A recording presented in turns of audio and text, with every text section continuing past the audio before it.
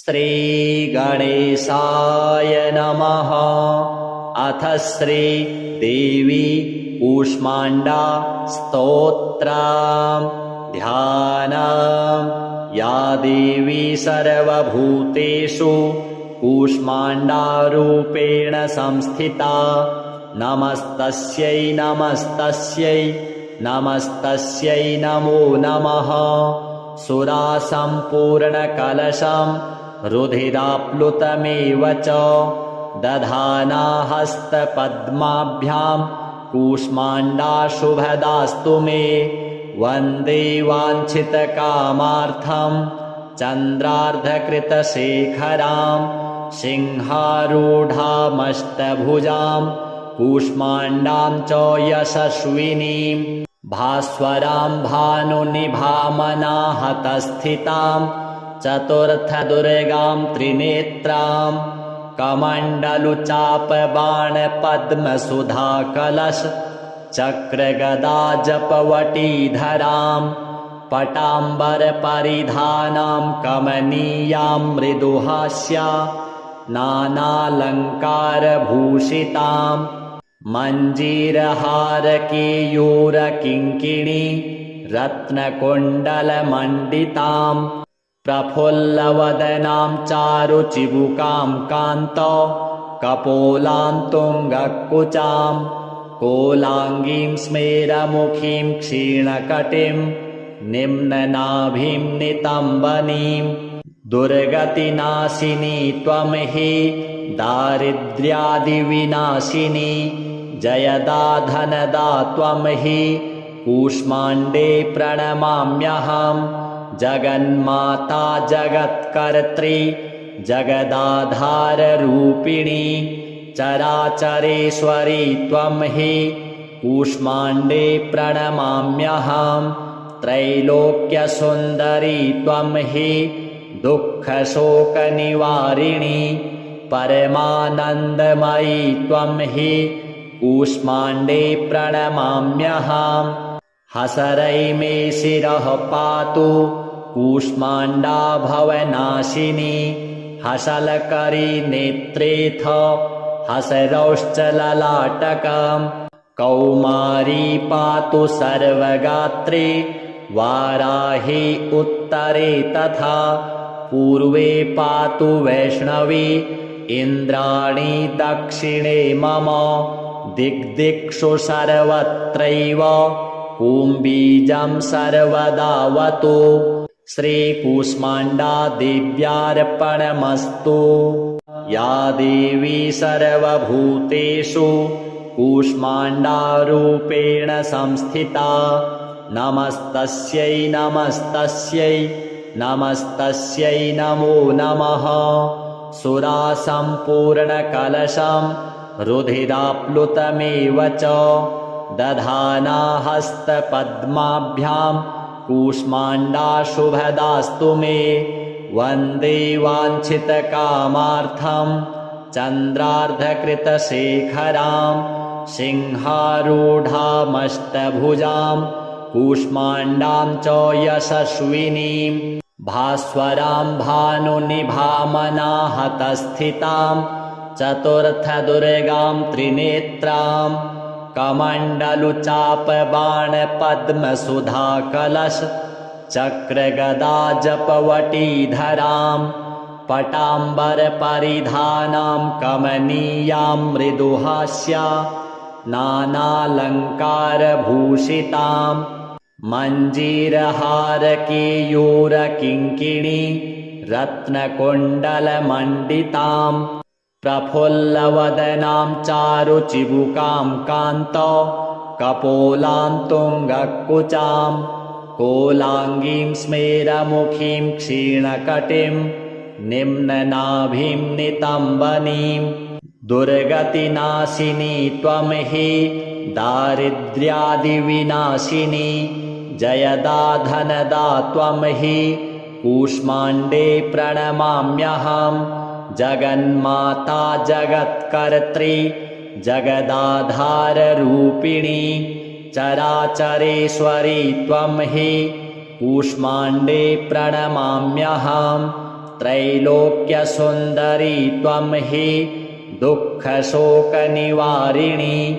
परमानन्दमयी त्वं हि कूष्माण्डे प्रणमाम्यहम् हसरै मे शिरः पातु कूष्माण्डा भवनाशिनी हसलकरी नेत्रेऽथ हसरौश्च ललाटकम् कौमारी पातु सर्वगात्रे वाराही उत्तरे तथा पूर्वे पातु वैष्णवी इन्द्राणी दक्षिणे मम दिग्दिक्षु सर्वत्रैव कुम्बीजं सर्वदावतु श्रीकूष्माण्डा देव्यार्पणमस्तु या देवी सर्वभूतेषु कूष्माण्डारूपेण संस्थिता नमस्तस्यै नमस्तस्यै नमस्तस्यै नमो नमः सुरासम्पूर्णकलशं रुधिराप्लुतमेव च दधाना हस्तपद्माभ्यां कूष्माण्डा शुभदास्तु मे वन्दे वाञ्छितकामार्थं चन्द्रार्धकृतशेखरां सिंहारूढामष्टभुजां कूष्माण्डां च यशस्विनीं भास्वरां भानुनिभामनाहतस्थितां चतुर्थदुर्गां त्रिनेत्रां कमण्डलुचापबाणपद्मसुधाकलश चक्रगदाजपवटीधरां पटाम्बरपरिधानां कमनीयां मृदुहास्या नानालङ्कारभूषितां मञ्जीरहारकेयूरकिङ्किणी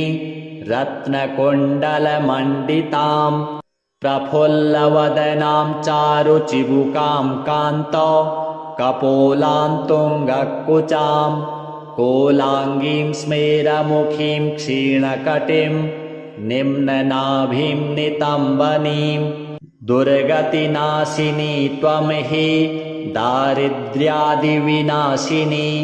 जयदा धनदा त्वं हि कूष्माण्डे प्रणमाम्यहम् जगन्माता जगत्कर्त्री जगदाधाररूपिणी चराचरेश्वरी त्वं हि कूष्माण्डे प्रणमाम्यहम् त्रैलोक्यसुन्दरी त्वं हि दुःखशोकनिवारिणी परमानन्दमयी त्वं हि कूष्माण्डे प्रणमाम्यहम् हसरै मे शिरः पातु कूष्माण्डा भवनाशिनी हसलकरी नेत्रेऽथ हसरौश्च ललाटकम् कौमारी पातु सर्वगात्रे वाराही उत्तरे तथा पूर्वे पातु वैष्णवी इन्द्राणी दक्षिणे मम दिग्दिक्षु सर्वत्रैव कुम्बीजं सर्वदावतु श्रीकूष्माण्डा देव्यार्पणमस्तु या देवी सर्वभूतेषु कूष्माण्डारूपेण संस्थिता नमस्तस्यै नमस्तस्यै नमस्तस्यै नमो नमः सुरासम्पूर्णकलशं रुधिराप्लुतमेव च दधाना हस्तपद्माभ्यां कूष्माण्डा शुभदास्तु मे वन्दे वाञ्छितकामार्थं चन्द्रार्धकृतशेखरां सिंहारूढामष्टभुजां कूष्माण्डां च यशस्विनीं भास्वरां भानुनिभामनाहतस्थितां चतुर्थदुर्गां त्रिनेत्रां कमण्डलुचापबाणपद्मसुधाकलश चक्रगदाजपवटीधरां पटाम्बरपरिधानां कमनीयां मृदुहास्या नानालङ्कारभूषितां मञ्जीरहारकेयूरकिङ्किणी रत्नकुण्डलमण्डितां प्रफुल्लवदनां चारुचिबुकां कान्तौ कपोलां तुङ्गकुचां कोलाङ्गीं स्मेरमुखीं क्षीणकटिं निम्ननाभिं नितम्बनीं दुर्गतिनाशिनी त्वं हि दारिद्र्यादिविनाशिनी जयदा धनदा त्वं हि कूष्माण्डे प्रणमाम्यहं जगन्माता जगत्कर्त्री जगदाधाररूपिणी चराचरेश्वरी त्वं हि कूष्माण्डे प्रणमाम्यहं त्रैलोक्यसुन्दरी त्वं हि दुःखशोकनिवारिणी परमानन्दमयी त्वं हि कूष्माण्डे प्रणमाम्यहं हसरै मे शिरः पातु कूष्माण्डा भवनाशिनी हसलकरी नेत्रेऽथ हसरौश्चललाटकं कौमारी पातु सर्वगात्रे वाराही उत्तरे तथा पूर्वे पातु वैष्णवी इन्द्राणी दक्षिणे मम दिग्दिक्षु सर्वत्रैव कुम्बीजं सर्वदावतु श्रीकूष्माण्डा देव्यार्पणमस्तु या देवी सर्वभूतेषु कूष्माण्डारूपेण संस्थिता नमस्तस्यै नमस्तस्यै नमस्तस्यै नमो नमः सुरासम्पूर्णकलशं रुधिराप्लुतमेव च दधाना हस्तपद्माभ्यां कूष्माण्डा शुभदास्तु मे वन्दे वाञ्छितकामार्थं चन्द्रार्धकृतशेखरां सिंहारूढामष्टभुजां कूष्माण्डां च यशस्विनीं भास्वरां भानुनिभामनाहतस्थितां चतुर्थदुर्गां त्रिनेत्रां कमण्डलुचापबाणपद्मसुधाकलश चक्रगदाजपवटीधरां पटाम्बरपरिधानां कमनीयां मृदुहास्या नानालङ्कारभूषितां मञ्जीरहारकेयूरकिङ्किणी रत्नकुण्डलमण्डितां प्रफुल्लवदनां चारुचिबुकां कान्तौ कपोलां तुङ्गकुचां कोलाङ्गीं स्मेरमुखीं क्षीणकटिं निम्ननाभिं नितम्बनीं दुर्गतिनाशिनी त्वं हि दारिद्र्यादिविनाशिनी जयदा धनदा त्वं हि कूष्माण्डे प्रणमाम्यहं जगन्माता जगत्कर्त्री जगदाधाररूपिणी चराचरेश्वरी त्वं हि कूष्माण्डे प्रणमाम्यहं त्रैलोक्यसुन्दरी त्वं हि दुःखशोकनिवारिणी परमानन्दमयी त्वं हि कूष्माण्डे प्रणमाम्यहं हसरै मे शिरः पातु कूष्माण्डा भवनाशिनी हसलकरी नेत्रेऽथ हसरौश्चललाटकं कौमारी पातु सर्वगात्रे वाराही उत्तरे तथा पूर्वे पातु वैष्णवी इन्द्राणी दक्षिणे मम दिग्दिक्षु सर्वत्रैव कुम्बीजं सर्वदावतु श्रीकूष्माण्डा देव्यार्पणमस्तु या देवी सर्वभूतेषु कूष्माण्डारूपेण संस्थिता नमस्तस्यै नमस्तस्यै नमस्तस्यै नमो नमः सुरासम्पूर्णकलशं रुधिराप्लुतमेव च दधाना हस्तपद्माभ्यां कूष्माण्डा शुभदास्तु मे वन्दे वाञ्छितकामार्थं चन्द्रार्धकृतशेखरां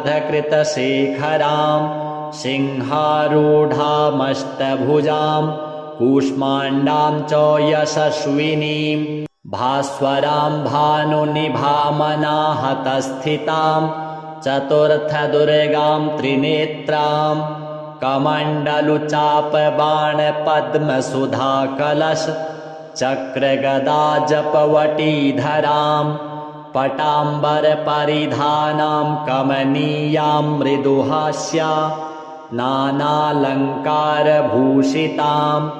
मञ्जीरहारकेयूरकिङ्किणी रत्नकुण्डलमण्डितां प्रफुल्लवदनां चारुचिबुकां कान्तौ कपोलां तुङ्गकुचां कोलाङ्गीं स्मेरमुखीं क्षीणकटिं निम्ननाभिं नितम्बनीं दुर्गतिनाशिनी त्वं हि दारिद्र्यादिविनाशिनी जयदा धनदा त्वं हि कूष्माण्डे प्रणमाम्यहं जगन्माता जगत्कर्त्री जगदाधाररूपिणी चराचरेश्वरी त्वं हि कूष्माण्डे प्रणमाम्यहं त्रैलोक्यसुन्दरी त्वं हि दुःखशोकनिवारिणी परमानन्दमयी त्वं हि कूष्माण्डे प्रणमाम्यहं हसरै मे शिरः पातु कूष्माण्डा भवनाशिनी हसलकरी नेत्रेऽथ हसरौश्चललाटकं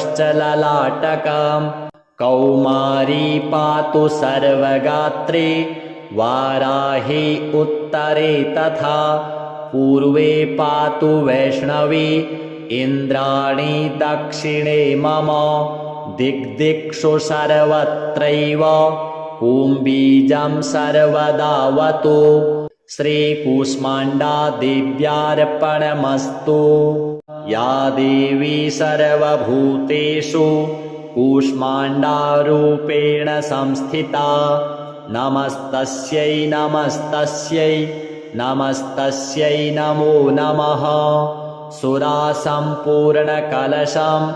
रुधिराप्लुतमेव च दधाना हस्तपद्माभ्यां कूष्माण्डा शुभदास्तु मे वन्दे वाञ्छितकामार्थं चन्द्रार्धकृतशेखरां सिंहारूढामष्टभुजां कूष्माण्डां च यशस्विनीं भास्वरां भानुनिभामनाहतस्थितां चतुर्थदुर्गां त्रिनेत्रां कमण्डलुचापबाणपद्मसुधाकलश चक्रगदाजपवटीधरां पटाम्बरपरिधानां कमनीयां मृदुहास्या नानालङ्कारभूषितां मञ्जीरहारकेयूरकिङ्किणी रत्नकुण्डलमण्डितां प्रफुल्लवदनां चारुचिबुकां कान्तौ कपोलां तुङ्गकुचां कोलाङ्गीं स्मेरमुखीं क्षीणकटिं निम्ननाभिं नितम्बनीं दुर्गतिनाशिनी त्वं हि दारिद्र्यादिविनाशिनी जयदा धनदा त्वं हि कूष्माण्डे प्रणमाम्यहं जगन्माता जगत्कर्त्री जगदाधाररूपिणी चराचरेश्वरी त्वं हि कूष्माण्डे प्रणमाम्यहं त्रैलोक्यसुन्दरी त्वं हि दुःखशोकनिवारिणी परमानन्दमयी त्वं हि कूष्माण्डे प्रणमाम्यहं हसरै मे शिरः पातु कूष्माण्डा भवनाशिनी हसलकरी नेत्रेऽथ हसरौश्चललाटकं कौमारी पातु सर्वगात्रे वाराही उत्तरे तथा पूर्वे पातु वैष्णवी इन्द्राणी दक्षिणे मम दिग्दिक्षु सर्वत्रैव कुम्बीजं सर्वदावतु श्रीकूष्माण्डा देव्यार्पणमस्तु। या देवी सर्वभूतेषु कूष्माण्डारूपेण संस्थिता नमस्तस्यै नमस्तस्यै नमस्तस्यै नमो नमः।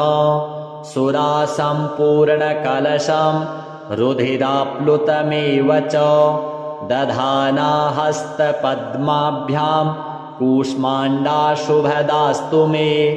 वन्दे वाञ्छितकामार्थं चन्द्रार्धकृतशेखरां सिंहारूढामष्टभुजां कूष्माण्डां च यशस्विनीं भास्वरां भानुनिभामनाहतस्थितां चतुर्थदुर्गां त्रिनेत्रां कमण्डलुचापबाणपद्मसुधाकलश चक्रगदाजपवटीधरां पटाम्बरपरिधानां कमनीयां मृदुहास्या नानालङ्कारभूषितां मञ्जीरहारकेयूरकिङ्किणी रत्नकुण्डलमण्डितां प्रफुल्लवदनां चारुचिबुकां कान्त कपोलां तुङ्गकुचां कोलाङ्गीं स्मेरमुखीं क्षीणकटिं निम्ननाभिं नितम्बनीं दुर्गतिनाशिनी त्वं हि दारिद्र्यादिविनाशिनी जयदा धनदा त्वं हि कूष्माण्डे प्रणमाम्यहं। जगन्माता जगत्कर्त्री जगदाधाररूपिणी चराचरेश्वरी त्वं हि कूष्माण्डे प्रणमाम्यहं। त्रैलोक्यसुन्दरी त्वं हि दुःखशोकनिवारिणी परमानन्दमयी त्वं हि कूष्माण्डे प्रणमाम्यहं। हसरै मे शिरः पातु कूष्माण्डा भवनाशिनी हसलकरी नेत्रेऽथ हसरौश्चललाटकं कौमारी पातु सर्वगात्रे वाराही उत्तरे तथा पूर्वे पातु वैष्णवी इन्द्राणी दक्षिणे मम दिग्दिक्षु सर्वत्रैव कुम्बीजं सर्वदावतु। श्रीकूष्माण्डा देव्यार्पणमस्तु। या देवी सर्वभूतेषु कूष्माण्डारूपेण संस्थिता नमस्तस्यै नमस्तस्यै नमस्तस्यै नमो नमः। सुरासम्पूर्णकलशं रुधिराप्लुतमेव च दधाना हस्तपद्माभ्यां कूष्माण्डा शुभदास्तु मे। वन्दे वाञ्छितकामार्थं चन्द्रार्धकृतशेखरां सिंहारूढामष्टभुजां कूष्माण्डां च यशस्विनीं भास्वरां भानुनिभामनाहतस्थितां चतुर्थदुर्गां त्रिनेत्रां कमण्डलुचापबाणपद्मसुधाकलश चक्रगदाजपवटीधरां पटाम्बरपरिधानां कमनीयां मृदुहास्या नानालङ्कारभूषितां मञ्जीरहारकेयूरकिङ्किणी रत्नकुण्डलमण्डितां प्रफुल्लवदनां चारुचिबुकां कान्त कपोलां तुङ्गकुचां कोलाङ्गीं स्मेरमुखीं क्षीणकटिं निम्ननाभिं नितम्बनीं दुर्गतिनाशिनी त्वं हि दारिद्र्यादिविनाशिनी जयदा धनदा त्वं हि कूष्माण्डे प्रणमाम्यहं। जगन्माता जगत्कर्त्री जगदाधाररूपिणी चराचरेश्वरी त्वं हि कूष्माण्डे प्रणमाम्यहं। त्रैलोक्यसुन्दरी त्वं हि दुःखशोकनिवारिणी परमानन्दमयी त्वं हि कूष्माण्डे प्रणमाम्यहम् हसरै मे शिरः पातु कूष्माण्डा भवनाशिनी हसलकरी नेत्रेऽथ हसरौश्च ललाटकम् कौमारी पातु सर्वगात्रे वाराही उत्तरे तथा पूर्वे पातु वैष्णवी इन्द्राणी दक्षिणे मम दिग्दिक्षु सर्वत्रैव कुम्बीजं सर्वदावतु श्रीकूष्माण्डा देव्यार्पणमस्तु या देवी सर्वभूतेषु कूष्माण्डारूपेण संस्थिता नमस्तस्यै नमस्तस्यै नमस्तस्यै नमो नमः सुरासम्पूर्णकलशं रुधिराप्लुतमेव च दधाना हस्तपद्माभ्यां कूष्माण्डा शुभदास्तु मे वन्दे वाञ्छितकामार्थं चन्द्रार्धकृतशेखरां सिंहारूढामष्टभुजां कूष्माण्डां च यशस्विनीं भास्वरां भानुनिभामनाहतस्थितां चतुर्थदुर्गां त्रिनेत्रां कमण्डलुचापबाणपद्मसुधाकलश चक्रगदाजपवटीधरां पटाम्बरपरिधानां कमनीयां मृदुहास्या नानालङ्कारभूषितां मञ्जीरहारकेयूरकिङ्किणी रत्नकुण्डलमण्डितां प्रफुल्लवदनां चारुचिबुकां कान्त कपोलां तुङ्गकुचां कोलाङ्गीं स्मेरमुखीं क्षीणकटिं निम्ननाभिं नितम्बनीं दुर्गतिनाशिनी त्वं हि दारिद्र्यादिविनाशिनी जयदा धनदा त्वं हि कूष्माण्डे प्रणमाम्यहम् जगन्माता जगत्कर्त्री जगदाधाररूपिणी चराचरेश्वरी त्वं हि कूष्माण्डे प्रणमाम्यहम् त्रैलोक्यसुन्दरी त्वं हि दुःखशोकनिवारिणी